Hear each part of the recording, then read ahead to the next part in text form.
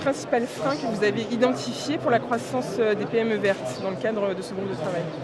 Alors, on a identifié beaucoup de freins, mais le principal frein qu'on a identifié est celui de la commande publique. Pour des achats innovants, les PME vertes peuvent être vecteurs et proposer des nombreux services ou technologies innovantes.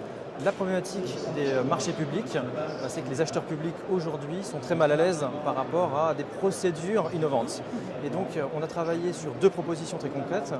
Grand 1, créer une mission d'appui aux achats publics innovants, c'est-à-dire une équipe sous la responsabilité de Bercy qui viennent accompagner et conseiller les collectivités dans le choix des procédures à utiliser pour passer leur marché et qui les décharge en quelque sorte du risque qu'eux pourraient avoir en tant qu'acheteurs publics à faire des procédures qui seraient après requalifiées ou attaquées par des gros concurrents. Donc le deuxième levier?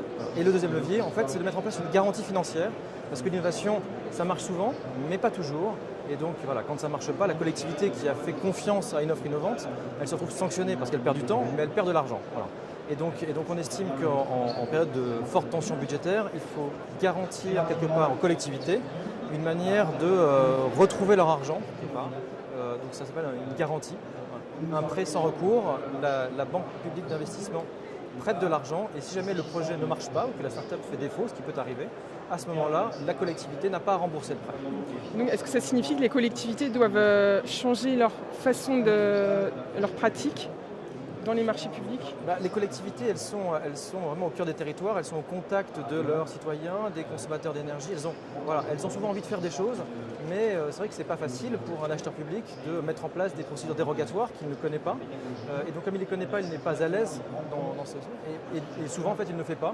Il ne le fait pas parce qu'il n'a pas envie, mais parce qu'il n'a pas les moyens de faire. Et donc cette mission d'appui et cette garantie financière, quelque part, viennent le sécuriser de manière à ce qu'il puisse faire confiance à des PME innovantes et proposer sur son territoire et sur ses consommations d'énergie ou ses pollutions des vraies améliorations. Et donc qu'est-ce que vous allez faire pour que vos recommandations soient suivies d'actions concrètes et ne soient pas un rapport de plus?